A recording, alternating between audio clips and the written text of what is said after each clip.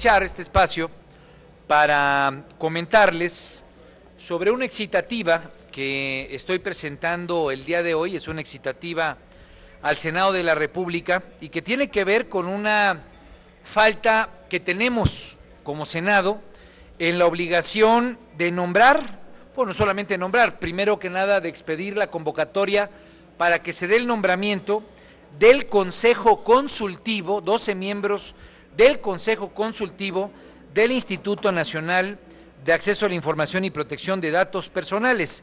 Esto es algo que quedó establecido en la reforma que recientemente publicamos el 9 de mayo del 2016 y en el cual quedó claramente establecido un periodo de 3 meses. No deberán pasar, así lo establece la propia ley, más de 3 meses sin que se nombre al Consejo Consultivo del Instituto Nacional de Acceso a la Información, y es algo que no ha ocurrido a la fecha. ¿Por qué lo queremos comentar y por qué lo queremos presionar con esta excitativa el día de hoy? Bueno, no solamente porque a partir del diseño del nuevo Instituto Nacional de Acceso a la Información, este Consejo Consultivo lo que busca es empujar que haya un mejor desempeño de la institución, que haya una mejor supervisión de la manera en la que está funcionando el presupuesto, de la forma en la que se está dando el ejercicio del mismo y sobre todo de la forma en la que se está convocando la participación ciudadana. Pues este pendiente es uno más de los que tenemos que nombrar antes de que acabe este periodo ordinario. La semana pasada se abrió la convocatoria para el grupo que habrá de elegir a los miembros del Consejo de Participación Ciudadana del Sistema Nacional Anticorrupción. Falta también la convocatoria para nombrar al que sea el fiscal o la fiscal anticorrupción. Con esto estamos hablando de 3 elementos importantes del Sistema Nacional Anticorrupción que están pendientes, y especialmente en esta semana que ha habido varios escándalos de temas que tienen que ver con la falta de transparencia, pues es preocupante que no esté convocado la realización, las mesas de consulta, la convocatoria para el Consejo Consultivo del INAI. Y esto pues es preocupante porque ha habido temas que van desde la fundación que recientemente se conoció, que recibió un total de 900 millones de pesos, estamos hablando de la Fundación Juntos Podemos, en la cual, desde que este escándalo se supo a inicios de esta semana, pues no hay datos precisos sobre cómo está funcionando ese dinero. Recordemos que la propia Ley de Transparencia establece con toda claridad que toda fundación, toda organización civil que reciba dinero público está obligada a transparentar el destino y el uso de esos recursos. No es poco dinero de la que estamos hablando en cuanto a Juntos Podemos. Ha salido información de que ni siquiera es una organización donataria, entonces necesitamos que se explique. No nos podemos conformar con lo dicho por Ricardo Anaya, quien señala que pues las personas que están a cargo de esta institución son personas de buena reputación. Yo no pongo en duda eso, pero el tema no es si el presidente de un partido político, en este caso del PAN, dice que alguien tiene o no buena reputación. Se trata de que los ciudadanos y las ciudadanas sepan cómo está usándose el dinero público, 900 millones de pesos, y en el caso de la entrevista que le hicieron, que no dejó muy clara el director de esa institución, estamos hablando de 26 millones de dólares. Si no es donataria, entonces hay información que nos tiene que dar el SAT, o una investigación que hizo un diario nacional. Por eso es importante este Consejo Consultivo. Recordemos que el INAI es la cabeza del Sistema Nacional de Transparencia, y cuando vemos en medios que hay gobiernos como el de Puebla, lo cito porque es el que menos recursos gasta en transparencia, y dice que se gastan solamente 2 pesos por ciudadano, mientras que a su vez gasta 25 pesos por ciudadano en comunicación social, pues estamos viendo que las prioridades no están claramente asignadas. Repito, 2 pesos por parte del gobierno de Puebla, de Rafael Moreno Valle, destinados a la transparencia, 2 pesos por ciudadano, mientras que gasta 25 pesos por ciudadano en materia de comunicación social para promover su imagen y para promover pues una supuesta precandidatura. Son preguntas que yo quiero dejar aquí Las abro pues a la máxima figura del panismo, que es el presidente de ese partido, que en ambos casos, pues en uno salió a dar cara, y no podemos solamente quedarnos con la versión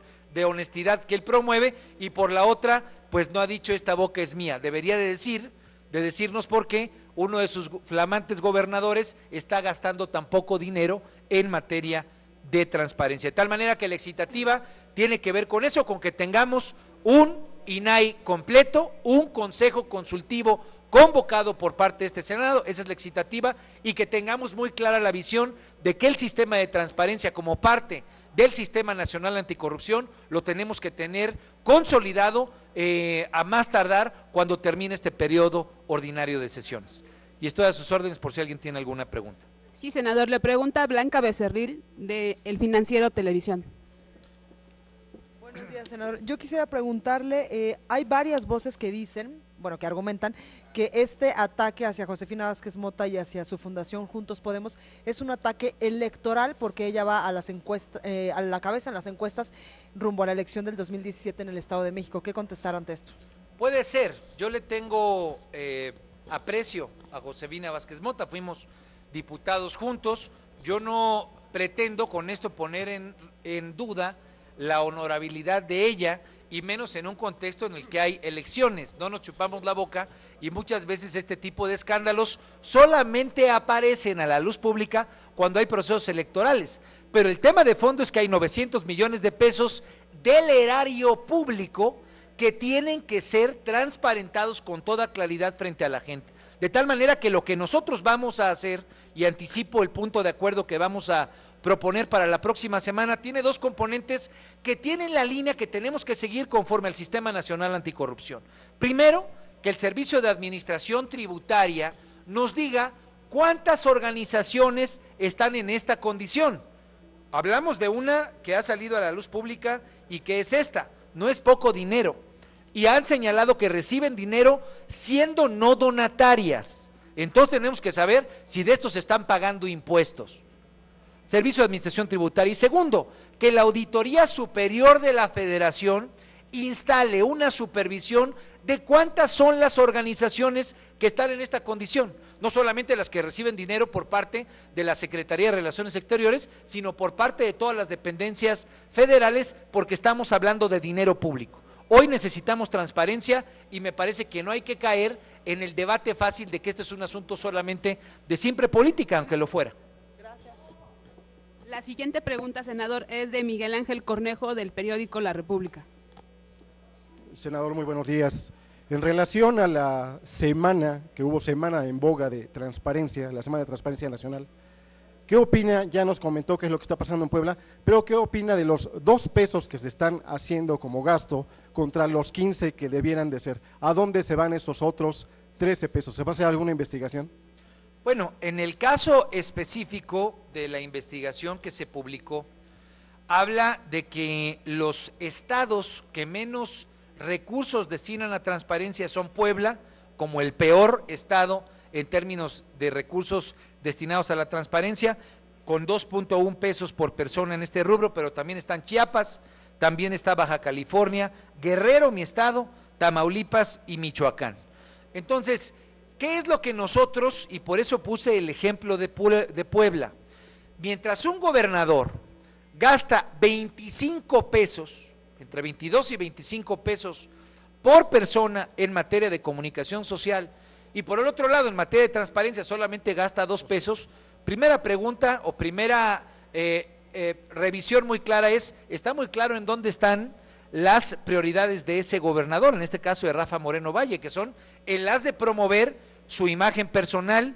Ahí me ha tocado ver revistas que anuncian, revistas de las que conozco poca difusión, pero ver que tienen presencia en Baja California Sur, con la portada con Rafael Moreno Valle ahí presente, bueno, pues ahí hay una veta para escarbarle y para analizar dónde se está gastando ese dinero.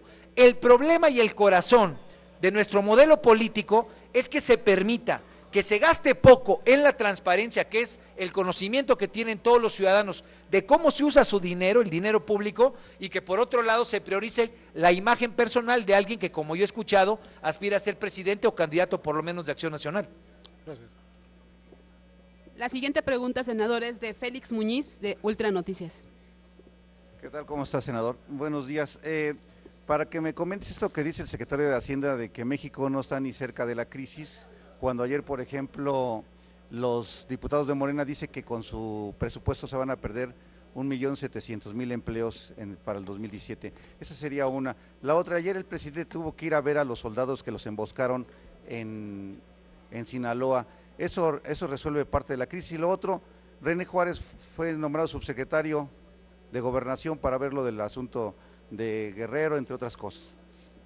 Bueno, yo creo que en el tema de la Secretaría de Hacienda y las finanzas públicas no podemos echar campanas al vuelo. Se ha gastado mal en los últimos 4 años. Hoy el presupuesto de egresos o el proyecto lo que evidencia es que se tiene que poner el cinturón la Secretaría de Hacienda frente a un mal gasto de 4 años. El eje central es que ese mal gasto implicó ineficiencia frente a unos recursos que la reforma hacendaria dio de manera cuantiosa. Entonces la primera pregunta es, ¿a dónde se fue ese dinero? Si tenemos los peores niveles de inversión en infraestructura que tenemos en la historia, especialmente la productiva, que es la que permite que cuando te has endeudado después puedas pagar. Entonces yo no echaría campanas al vuelo, yo creo que tenemos un momento crítico, entiendo la condición en la que se tenga que recortar el gasto, pero el grave problema, y así se lo hicimos ver al secretario de Hacienda, es que la Secretaría de Hacienda mande un paquete con recortes en educación, en salud, en áreas que le son sensibles a la sociedad, a la gente. Estamos hablando no de empleos, sino de provisión de servicios públicos, educación y salud. Y cuando Hacienda decide mandar un recorte de ese tipo, nuestro planteamiento es muy puntual. No se deben hacer recortes en esas áreas. Se tiene que buscar cómo está la parte de gasto corriente, se tiene que ver dónde se están condonando impuestos, dónde se están regresando impuestos, pues que implican boquetes que no deberíamos tener en las finanzas públicas. Es un paquete complejo el que viene para el año que viene, hay que verlo con seriedad, con responsabilidad, pero con sensibilidad social. Eso me parece que es lo que carece hoy. Qué bueno que el presidente... Pero ahí entonces el secretario tiene una tranquilidad ficticia o ¿cómo ves eso? Bueno, él está en su chamba de querer vender una buena imagen, es el secretario de Hacienda. ¿Cuál es la intención de nuestro planteamiento? Es, no nos podemos quedar con las buenas imágenes, porque en este gobierno llevamos 4 años en los que nos dan esa buena cara, nos hablan de un presupuesto base cero, nos hablan de que el país va a crecer y en ningún año le han atinado al crecimiento. Entonces, tenemos que ser muy puntuales, sí, con toda claridad, ver dónde están los riesgos que tiene la economía. El secretario de Hacienda busca dar una buena cara. Me parece que no hay que caer, repito, con echar campanas al vuelo con ese tipo de declaraciones. Qué bueno que el presidente fue a ver a los soldados, qué bueno. Me parece que el tema de los soldados en Sinaloa abre la necesidad de que hagamos el gran debate que tenemos pendiente, que es el tema de las Fuerzas Armadas que hoy están incorporadas al combate al crimen organizado y que no tenemos un marco regulatorio al respecto. Ese es el gran debate que se ha postergado, porque la clase política ha dejado en la congeladora ese tema y no podemos seguir permitiendo que nuestros soldados sean afectados en estas condiciones, y me parece que esa discusión la tenemos que dar cuanto antes. Y por último, pues René Juárez Cisneros es un político, me parece que es un conocedor de los temas de la grave conflictividad social que hoy no solamente está en Guerrero, sino en el resto del país. Si es que él va a la subsecretaría de Gobernación, pues esperemos que ese conocimiento de cómo funciona la problemática social sea de utilidad, porque no ha servido, por lo menos en los últimos 4 años, para resolver de fondo la problemática que tenemos en Guerrero y en otras zonas del país. Finalmente, senador, le pregunta Claudia Guerrero, del periódico Reforma. Senador, para preguntarle, tras el caso del helicópterazo en el arrecife Alacranes, se pudo conocer que finalmente fue una invitación de un empresario que es contratista del gobierno a un funcionario de la SCT y a un senador importante. Ayer la SCT sanciona a la empresa propietaria de los helicópteros, que resulta que es propiedad de la familia García Bejos, que también es contratista del gobierno, y también algunos de sus integrantes son parte del gabinete federal, como el nuevo subsecretario de Planeación de Miranda, que es justamente Javier García Bejos. Entonces yo le quiero preguntar, en el asunto del combate a la corrupción, ¿cómo evitar este asunto de conflicto de interés, esta línea delgada, esta mezcla entre funcionarios y contratistas permanente que se ha por lo menos revelado en este sexenio?